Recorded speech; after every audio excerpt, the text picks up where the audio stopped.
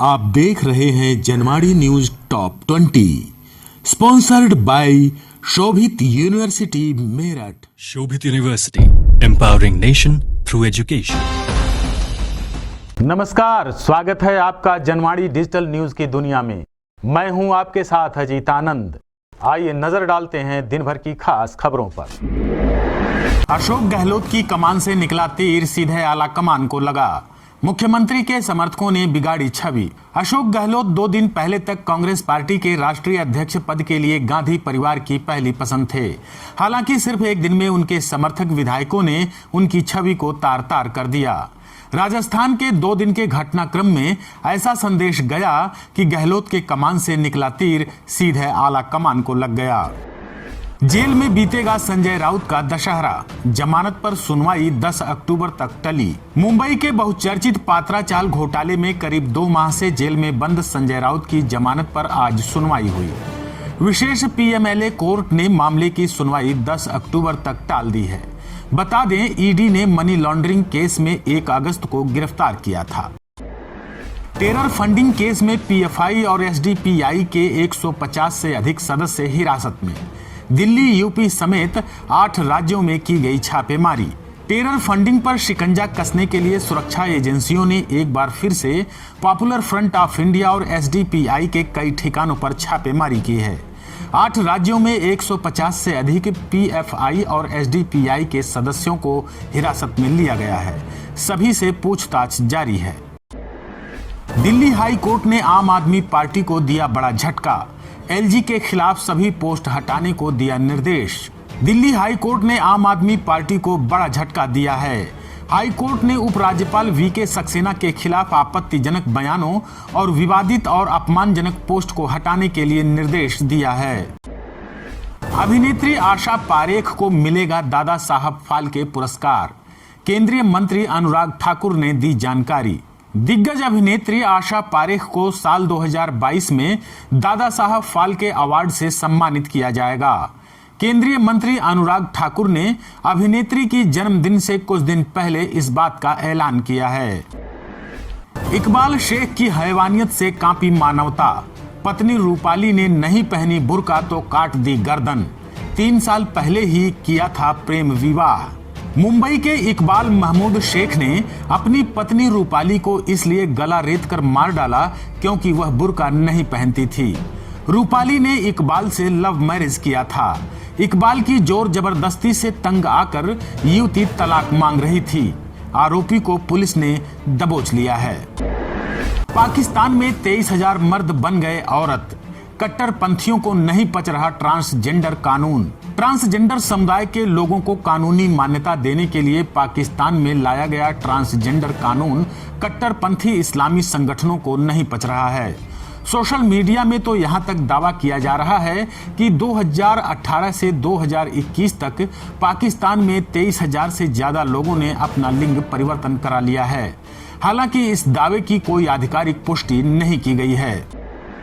केंद्र सरकार ने 10 यूट्यूब चैनल, 45 वीडियोज किए ब्लॉक। फेक न्यूज के जरिए फैला रहे थे धार्मिक उन्माद। भारत में फेक न्यूज के जरिए धार्मिक उन्माद फैलाने की कोशिश करने वाले 10 यूट्यूब चैनलों को सरकार ने ब्लॉक कर दिया है। इसके अलावा 45 वीडियोज को भी भारत में प्रतिबंधित किया गया है। यह जानकारी केंद्रीय सूचना प्रसारण मंत्री अनुराग ठाकुर ने दी है। 3 साल में 7 गुना हुआ जानलेवा लंपी वायरस। संक्रमित गायों के नमूनों की जीनोम सीक्वेंसिंग से हुआ खुलासा। देश के लाखों गोवंश को अपनी चपेट में लेने वाला लंपी वायरस बीते 3 साल में 7 गुना अधिक जानलेवा हुआ है। यह खुलासा लंपी वायरस संक्रमित 6 गायों से लिए नमूनों की जीनोम सीक्वेंसिंग में हुआ है। आईजीआईबी के वरिष्ठ वैज्ञानिक डॉक्टर विनोद स्कारिया ने बताया कि लंपी वायरस पूरी दुनिया के लिए नया नहीं है। साल 2019 में यह सामने आया था, लेकिन तब मृत्यु दर 0 थी, जो आज 7.1% से अधिक है। कांग्रेस अध्यक्ष चुनाव में आया नया मोड़, गहलोत का कट सकता है पत्ता। पवन बंसल ने खरीदा नामांकन पत्र, सोनिया से मिले मिस्त्री। कांग्रेस अध्यक्ष पद के चुनाव को लेकर सियासत ने नया मोड़ ले लिया है। पवन कुमार बंसल ने नामांकन पत्र खरीदा है। उधर शशि थरूर 30 सितंबर को नामांकन दाखिल कर सकते हैं। इस बीच कांग्रेस चुनाव अधिकारी मधुसूदन मिस्त्री ने सोनिया गांधी को बताया है कि अभी तक 2 लोगों ने नामांकन पत्र लिया है। अशोक गहलोत के नामांकन पर उन्होंने कहा कि इस बारे में कोई जानकारी नहीं है कि वह चुनाव लड़ेंगे या नहीं।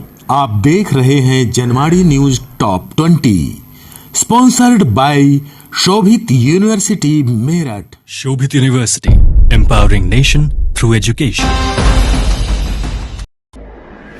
सचिन पायलट को दिल्ली से आया बुलावा, सोनिया गांधी से कर सकते हैं मुलाकात। राजस्थान में नए मुख्यमंत्री को लेकर सियासी बवाल मचा हुआ है। आलम यह है कि गहलोत गुट के नेता ने अजय माकन पर भी सवाल खड़े कर दिए हैं। कहा जा रहा है कि अशोक गहलोत के इस रुख से सोनिया गांधी खासी नाराज हैं। सचिन पायलट हाईकमान के बुलावे पर दिल्ली पहुंच चुके हैं। वे सोनिया गांधी से मुलाकात कर सकते हैं। हैदराबाद के पांडाल में दुर्गा प्रतिमा खंडित किए जाने से हुआ तनाव। पुलिस ने 2 मुस्लिम महिलाओं को किया गिरफ्तार। हैदराबाद के खैरताबाद इलाके में एक दुर्गा पूजा पांडाल में देवी की प्रतिमा खंडित किए जाने के बाद से क्षेत्र में तनाव फैल गया है। मामले में पुलिस ने 2 मुस्लिम महिलाओं को गिरफ्तार किया है। हैदराबाद के मध्य क्षेत्र के डीसीपी चंद्रा ने बताया कि एक महिला के हाथ में औजार थे, जिनसे उसने उन लोगों पर हमले करने की कोशिश की जिन्होंने उसे प्रतिमा खंडित करने से रोकने का प्रयास किया। देश में पहली बार संविधान पीठ ने सुनवाई का किया लाइव प्रसारण। सुप्रीम कोर्ट में उद्धव शिंदे केस से हुई शुरुआत। देश के इतिहास में पहली बार सुप्रीम कोर्ट ने मंगलवार को संविधान पीठ की कार्यवाही का सीधा प्रसारण शुरू किया है। इसकी शुरुआत आज उद्धव शिंदे केस से हुई है। उद्धव गुट की ओर से सीनियर एडवोकेट कपिल सिब्बल ने दलीलें रखी। यूपी के 26 जिलों में पीएफआई के ठिकानों पर की गई छापेमारी। 57 संदिग्ध लोगों को हिरासत में लिया गया। पीएफआई यानी पॉपुलर फ्रंट ऑफ इंडिया के खिलाफ सुरक्षा एजेंसियों की कार्यवाही जारी है। मंगलवार को यूपी के 26 जिलों में छापेमारी कर 57 लोगों को हिरासत में लिया गया है। इसकी जानकारी यूपी के एडीजी कानून व्यवस्था प्रशांत कुमार ने दी है। उन्होंने बताया कि पीएफआई एवं उसके अनुषांगिक संगठनों द्वारा कारित हिंसा एवं संगठन के सदस्यों की बढ़ती राष्ट्र विरोधी गतिविधियों को देखते हुए प्रदेश के 26 जनपदों में छापेमारी कर 57 संदिग्धों को हिरासत में लिया गया है। एनआईए और यूपी एटीएस की ताबड़तोड़ दबिश जारी। शामली से 4 को उठाया, देर रात मेरठ में भी हुई कार्रवाई। पॉपुलर फ्रंट ऑफ इंडिया के सक्रिय सदस्यों की तलाश में एनआईए और यूपी एटीएस ने मंगलवार को शामली जनपद से 4 लोगों को उठाया है। वहीं इससे पहले टीम ने सोमवार की देर रात मेरठ जिले के सरूरपुर से भी पीएफआई से जुड़े एक कार्यकर्ता को हिरासत में लिया है। साथ ही मुजफ्फरनगर से 5 सदस्यों को हिरासत में लिया गया है।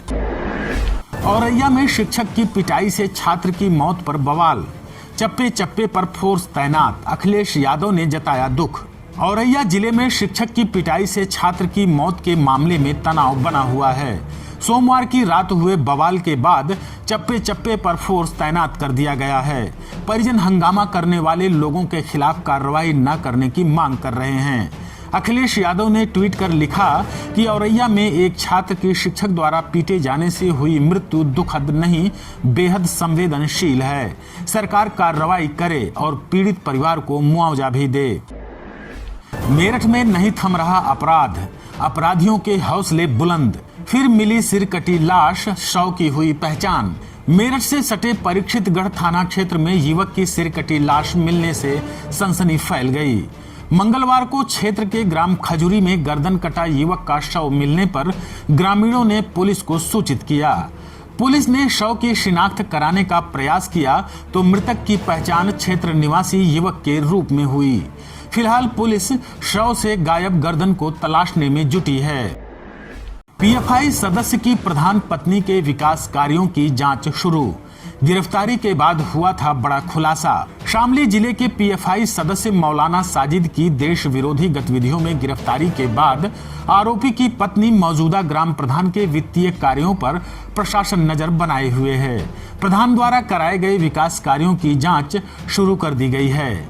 जांच में यदि सरकारी धन का दुरुपयोग पाया गया तो प्रधान पर भी शिकंजा कसा जा सकता है। दूसरे मुस्लिम देशों में भी फैल रहा है ईरान का हिजाब प्रोटेस्ट। सीरिया सहित यूरोप में भी महिलाएं सड़कों पर उतरी। ईरान में शुरू हुआ हिजाब का विरोध प्रदर्शन अब सीरिया सहित अन्य मुस्लिम देशों में भी फैल रहा है। इतना ही नहीं, हिजाब के विरोध में यह प्रदर्शन यूरोप की दहलीज तक पहुंच गया है। America, Canada, Britain, Greece, Sweden, Austria, France, Italy, Spain, Germany, Iraq, Lebanon और तुर्की में भी प्रदर्शनकारी सड़कों पर उतरकर हिजाब का विरोध कर रहे हैं।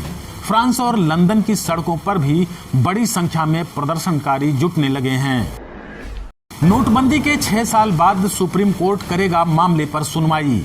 5 जजों की बेंच का किया गया गठन। 2016 में हुई नोटबंदी के 6 साल बाद अब सुप्रीम कोर्ट की संविधान पीठ इसकी वैधता पर सुनवाई करेगी। इसके लिए जस्टिस एस अब्दुल नजीर की अध्यक्षता में 5 जजों की बेंच का गठन किया गया है। कल यानी 28 सितंबर को बेंच मामले की विस्तृत सुनवाई की तारीख तय कर सकती है। आप देख रहे हैं Janmadi news top 20, sponsored by Shobhit university Meerut. Shobhit University, empowering nation through education.